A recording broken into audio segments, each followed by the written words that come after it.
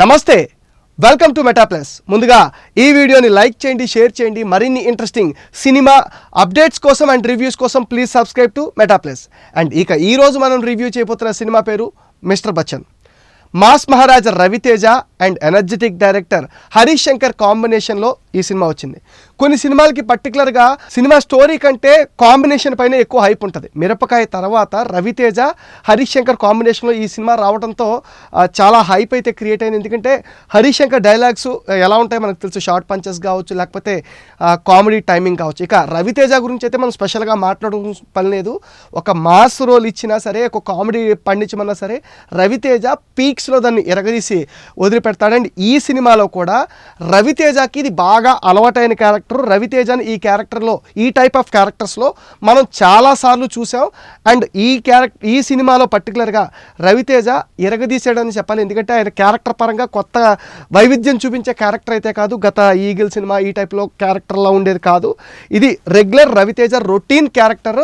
And దానికి Harish Shankar treatment కూడా కొంతవరకు బాగానే ఉంది. ఓవరాల్గా మనం చూసుకున్నట్లయితే ఈ సినిమాని పీపుల్స్ మీడియా ఫ్యాక్టరీ బ్యానర్ పైన రిలీజ్ అయింది. ఇక ఈ సినిమాకి కాస్తో కోస్తో స్పెషల్ అట్రాక్షన్ ఎవరు అంటే హీరోయిన్ భాగ్యశ్రీ అని చెప్పాలి. ఎందుకంటే ఆమె గ్లామర్ ఈ సినిమాకి స్పెషల్ అట్రాక్షన్ అండ్ ఒక హైప్ కూడా తీసుకొచ్చింది. ఇక మిక్కీ జే మేయర్ మ్యూజిక్ కూడా సినిమాలో పాటలు వినడానికి ఎంత బాగున్నాయో చూడడానికి కూడా అంతే బాగున్నాయి. ఇక కథ పరంగా ఫస్ట్ ఇవి ఎందుకు ముందు చెప్పానంటే ఈ సినిమాలో ఇవి ప్లస్ అండ్ ఓకే సినిమాకి కలిసి వచ్చిన అంశాలు. ఇక నెక్స్ట్ సినిమా పరంగా మనం చూసుకున్నట్లయితే ఇది ఆల్రెడీ బాలీవుడ్ మూవీ రైడ్ సినిమాకి రీమేక్. సో రీమేక్ని ట్రీట్ చేయడంలో హరీష్ శంకర్కి అందివేసిన చేయని చెప్పాలి. ఎందుకంటే గబ్బర్ సింగ్ చూసుకున్నామంటే మనం దబాంగ్ నుంచి తీసుకుని దాన్ని ఏ రేంజ్లో చేశాడో మనం అందరికీ చూసాం. తర్వాత గద్దలకొండ గణేష్ కావచ్చు, అది తమిళ్ సినిమాని రీమేక్ చేశారు. ఇట్లా రీమేక్ స్పెషలిస్ట్ కింద మనం హరీష్ శంకర్ పేరు చెప్పుకోవచ్చు. అండ్ ఈ సినిమా కూడా రైడ్ సినిమా రీమేక్ కావడంతో యాజ్ యూజువల్గా రవితేజ అండ్ వీళ్ళిద్దరు కాంబినేషన్ అనగానే ఒక ఇంట్రెస్ట్ క్రియేట్ అయింది. కాకపోతే ఇంకా ఈ సినిమాలో ఫస్ట్ హాఫ్లో సినిమా కథకు సంబంధం లేకుండా అంటే ఒక రైడ్ చేస్తాడు. అండ్ రైడ్ చేస్తే ఇన్కమ్ ట్యాక్స్ డిపార్ట్మెంట్లో పనిచేసే హీరో ఒక రైడ్ చేయడం వల్ల ఆయన్ని డిపార్ట్మెంట్ మీద తీసేయటం, ఒక ఊరికి వెళ్ళి ఒక ఆర్కెస్ట్రా పెట్టుకుని ఈ అంటే కథకి సంబంధం ఆయన రోల్ పోషించే ఇన్కమ్ ట్యాక్స్ డిపార్ట్మెంట్ రోలుకు సంబంధం లేకుండా ఫస్ట్ హాఫ్ అంతా ఒక ఊరికి వెళ్ళి ఆ అమ్మాయిని చూడటం, ఆ అమ్మాయితో లవ్లో పడటం and at the same time comedy generate చేయడం కోసం హిందీ సాంగ్స్ని అవి యూజ్ చేసి అండ్ మనం రవితేజ అంటే మనకు తెలుసు కదా ఎలాంటి ఎనర్జీ ఉంటుందో అలాంటి ఒక వింటేజ్ రవితేజని చూపించే ప్రయత్నం అయితే ఇందులో హరీష్ శంకర్ చేశాడు.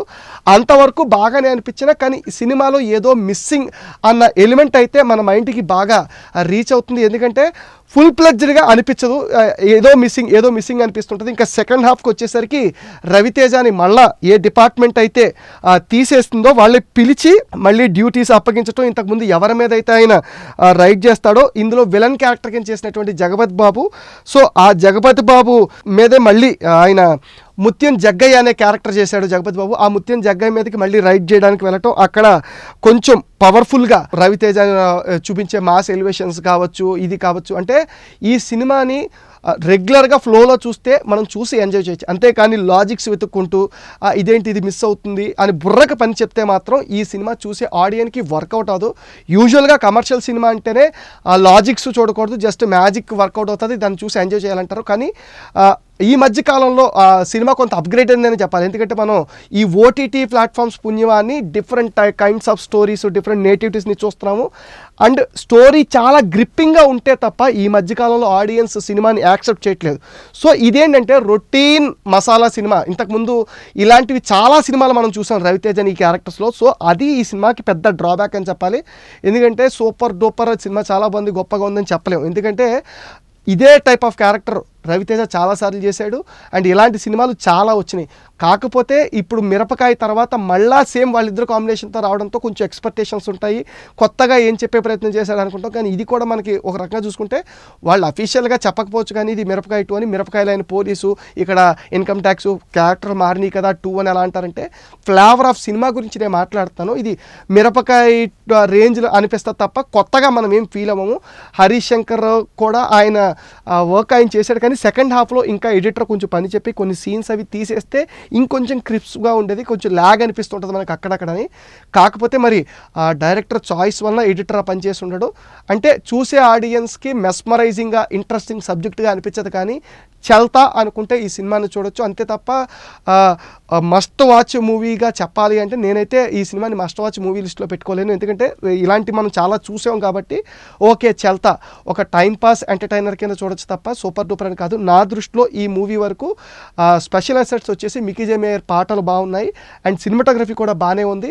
అండ్ హరీష్ శంకర్ గురించి ఇంకొంచెం కథ పైన వర్కౌట్ చేసి కొంచెం పకడ్బందీగా ప్రిపేర్ చేసి ఉంటే మంచి రిజల్ట్ వచ్చేదేమో నాకు అనిపించింది. ఈ సినిమా నా పర్స్పెక్టివ్లో నాకు అనిపించిన ఫీలింగ్ చెప్తున్నాను. ఈ సినిమా ఒక యావరేజ్ మూవీ వరకే అని నా అంచనా. అండ్ రేటింగ్స్ పరంగా చూసుకున్నా సరే ఒక 2.5 ఇవ్వచ్చు. అంతకుమించి అయితే ఈ సినిమాకి మనం ఎక్స్పెక్ట్ చేయలేం. అండ్ నా రివ్యూ కరెక్ట్ అని మీకు అనిపిస్తే మీరు సినిమా చూసి నా రివ్యూతో మీరు ఏకీభవిస్తే మీ విషయాల్ని కామెంట్ రూపంలో మెన్షన్ చేస్తే మరిన్ని ఇంట్రెస్టింగ్ అప్డేట్స్ మీకు అందిస్తాం. ఫ్రెండ్స్ మీరు చేయాల్సిందల్లా ఈ వీడియోని లైక్ చేయండి, షేర్ చేయండి అండ్ సినిమా చూసి నా రివ్యూ మీకు నచ్చినట్లయితే ఒక లైక్, షేర్ అండ్ కామెంట్ చేయండి. ఇది ఇవాల్టి meta plus cinema review. Please subscribe to meta plus.